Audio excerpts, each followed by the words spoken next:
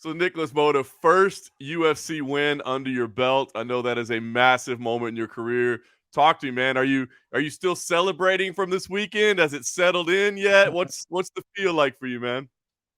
Like I didn't felt like too crazy or nothing like that because you could see in the fight I was so calm and composed.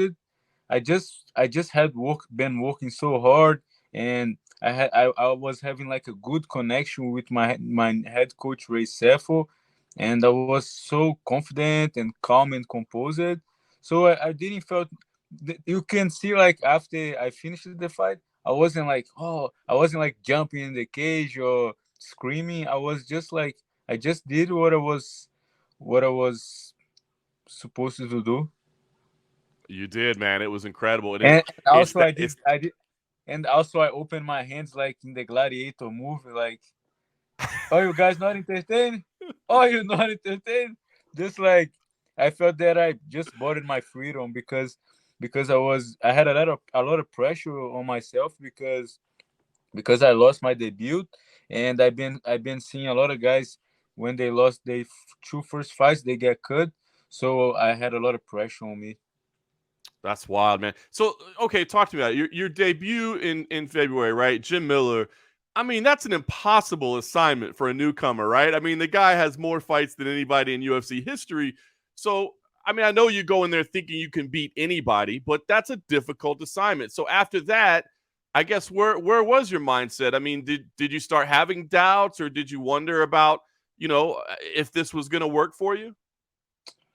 So the Jim Miller fight, I think UFC believed that I could beat Jim Miller because I did beat in an impressive way. I did beat Joe Solecki, and Jim Miller last loss was to Joe Solecki, and Jim Miller he lost two fights in 2020, and those two fights were Joe Solecki and Vince Pichel, and I had beat Solecki via knockout, was an impressive win, and the other fight that Jim Miller had lost before that was to Vince Pichel, and I was at Vince's house when my manager called me.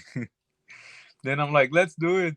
I train with Vince every day, and I beat Soleg, so I think I can do that. But I didn't stop to think about the numbers and everything, and yeah, now I understand because now I see UFC is a different level because sometimes in the regionals you can fight like with your will, like with your heart, with your balls, but UFC is a different level. Everybody's tough, everybody has heart, everybody has balls. So it's like a game. It's like playing chess. And Jim Miller been playing that chess game for 40 fights, and I think in 2008 was his UFC debut. In 2008, I was 15 years old. That's crazy when you put it like that, man. So you get a chance to do it again. You come out, you knock out Cameron VanCamp. Nicholas, that left hand, man. I've seen the left hand in CFFC. I mean, now we've seen it in the UFC. I mean, you have real power in that left hand. And I just wonder, I mean, do you think that's just like God-given power that you have, or is that something that you've worked on to have that power in that left hand that you have? I remember when I started fighting, I was super skinny, but like training kickboxing, I could feel like that I hit for some reason. I had a little bit more of power. I don't know why. Then I remember when I knocked out Cesar Balmaceda on my CFFC debut. I don't remember if you was you made the article, but like was saying that I sent Cesar Balmaceda to the Spirit Helm with the Joe Fraser left hook. That's amazing. I mean, it is a phenomenal shot, and you landed it again. So it was cool to see it, from the CFSC to the USC, the same shot. It was really cool. And then, Nicholas, you talked about it afterwards in the cage. You talked about the journey that you've been on, sleeping in people's couches in the Oh basements and getting there. I mean, was there ever, because you were always close, right? As you said, you're mingling with these people that are in the UFC. You're almost there. But was there ever this worry that, like, I don't know if this is going to happen for me, or did you always yeah. believe that, like, I know it will? No, I had those doubts, of course, because it took so long. It was like it's been a long journey, and I left home when I was 18 years old. I was a teenager. I was a kickboxer. I did some jiu-jitsu too. I like more to compete in kickboxing because I thought that jiu-jitsu was a little bit boring sometimes. I was Because you didn't undefeated. get to punch people. I was undefeated in kickboxing, and I dreamed about be fighting in K1 in Japan. And so crazy that now my head coach is one of the most legendary K1 fighters, Ray Seffel. And it's true, like it's hard to because my whole career since I was 18 years old, I go to the gym was like Jose Aldo, Renan Barão, so many guys that fight in Bellator, in Japan, in UFC, and at first I felt like I'm in the paradise. Oh, that's so cool. And the second thing was like I was like, damn, I've been learning so fast. I feel like things that I would, if I was in a small team, would take me like a year. I was learning in a week. I don't know, like, so being Nova União in the beginning was great for me. And it's crazy to think about that 2002, 2.5 years after, in 2015, I was in the Ultimate Fighter here in Vegas. I was 21 years old. Then I made to the house, but I was very, very focused and I love the sport so much. Then I lost to the champion in the first fight, so I didn't get signed. And that was super hard for me mentally because I think sometimes when you were too focused, because I didn't care about anything else. I just want to be a champion. Then when I didn't make to the UFC, it was very hard mentally. And after that, I had ups and downs, and I moved to America by myself, and it's a long journey. I have so many histories. So that win Saturday night, was that just a confirmation of like everything that you've put in, like I belong here, and that just proved that it was all Yeah, worth it? that's what I want to do, like an statement. And I think finally I made my statement, and I showed them what I'm capable of, right? Absolutely. So talk to me about the situation now, niggas. Are you full time in Las Vegas now? Is this where you're gonna stay? I know you've kind of moved around a little bit, but is this the spot for you now? Yeah, so at first I was in Nova União. Then after I didn't make to UFC, I was like, man, I was thinking about my future, and I want to make to UFC. Like since I was young, it's my dream. I have to be in UFC or in Japan or any of the major promotions.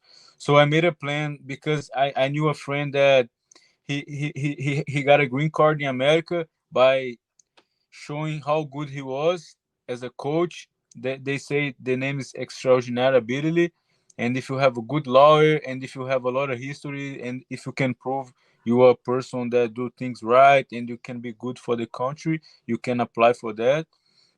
So I made a plan. I came to America. At first, was super hard because I had a tourist visa in the East Coast in New Jersey, and the law over there is hard when you have tourist visa. You can't have a driver license if you don't have a social security. You can't fight because if you don't have a work visa. So for a year, I was feeling like I was in jail. I had Frankie Edgar give me rights to go to go train Ricardo Almeida. I had Edson Barboza, Marlon, and it was so fucking hard. A lot of times I thought about to give up, but I didn't give up. I stay in Frankie Edgar father-in-law basement. His name is Mr. Jerry. And a lot of the Dagestan Russians used to stay there. Zabit, Timur Valiev, all those guys. I think Frankie Edgar, in the beginning, he stayed there a little bit with wife, Edson Marlon. Eddie Alvarez, Michael Chandler. I think that basement is like has like a blessing, right? Because I met Rashad Evans when he came to train with Mark Henry over there too, and I became good friends with Rashad. I met Kamaru. So also, always I've been around those guys. So and I always try to be like a sponge. I always ask questions. I'm not afraid to ask questions and try to learn always. And I think that helped me a lot to now figure out things better. And I figured it out now that UFC is a different level. Just like I say, you can't be fighting only with your balls and with your heart. Gotta use your brain a lot. It's like a chess game. That's it, man. That's it, man. You're figuring out. You've been around so many big names and legends. I got to ask you, going back to those Novo and Yao days, seeing that Jose Aldo retiring from MMA. I mean, can you just speak to, I guess, what your emotions were seeing him retire, and maybe just the type of person that he is behind the scenes, besides just what we see as an amazing fighter in the cage? Yeah, he's a simple guy, and I feel like he's kind of like Anderson Silva. He's like a genius because what I feel when we talk about Jose Aldo, and I was there when he was WC champion and just got signed with UFC, and what always seems to me is like he was ahead of the time, like his technique, and he's just you can they say like, oh, he's from the favela, blah blah blah, but he's a very intelligent, very smart guy. He's different. He's a very smart guy, and he was creative. And sometimes, I think in Nova União we have a good takedown defense in the wall because of him. I think he kind of like he made his adjustments to this technique. He was like a ninja. We watched him sparring. He was like on the Shark Tank, and because he always was fighting wrestlers, and everybody come and try to take him down, and he would jump like a ninja and be like only one leg in the ground and jumping, and he knew how to like administrate the rounds. Even like Andre Pedernera was like, no, don't go easy with him. And so many like fresh guys coming, and he was in the Shark Tank, but he was so good under pressure too. He's a fucking legend. Yeah, incredible fighter, and as you said, like came from the favelas. You heard the stories in the early days, like couldn't even afford rice to eat between training sessions, and now he goes down as one of the greatest of all time. I mean, what an absolute inspiration to everybody around him, right? And especially imagine how much money he made. That's the real inspiration. He can afford rice now, that's for sure. You uh, can open a company of rice. That's awesome, man. Well, Nicholas, what's the plan for you? I mean, I know you had a lot of time off, so do you want some vacation time now? Do you need to visit family, or is this just like, let's get back in the gym and let's book another fight as quickly as possible? What's the plan? So honestly, what I felt was like when people ask me like how you feel, I'm like I feel the same because I didn't make 50 G's, and I'm in the first contract, so I feel like I want to fight again because I want to make more money. I think now it's time and make more money, and that's what I want to do. Maybe fight until December or maybe January. I want to stay focused. Maybe I know maybe I need some vacation because if I don't rest nothing and go straight to a next camp, maybe that's not good, right? I'm gonna be too much like stress out. So I'm trying to think about. I didn't decide yet, but I know for sure that I want to fight again until December, January. I love it, man. Well, we look forward to you. Keep scoring knockouts like that. They're gonna have to give you 50 G's. It'll come your way, my man. And I know you got them in you. So listen, let me just say Yeah, congratulations. I'm not complaining. UFC is very fair. Like if the guy puts on a show, he's gonna be compensated, right? Absolutely. But Yeah, hey, I'm not complaining then. I'm not complaining UFC. I'm hey, happy. no complaining, but who doesn't want 50 G's? I mean, that's not bad.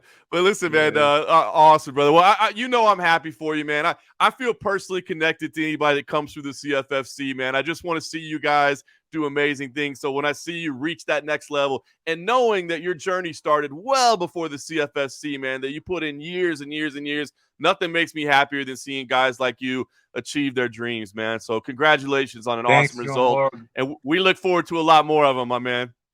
Thanks. And like I said, you are my favorite. When the guy texts me, oh, interview with Joe Morgan, I said, let's go. I love it. I love it. Nicholas, man, congrats, brother. I'm happy for you, and I look forward to seeing you do it again real soon before the end of the year, my man. Thanks.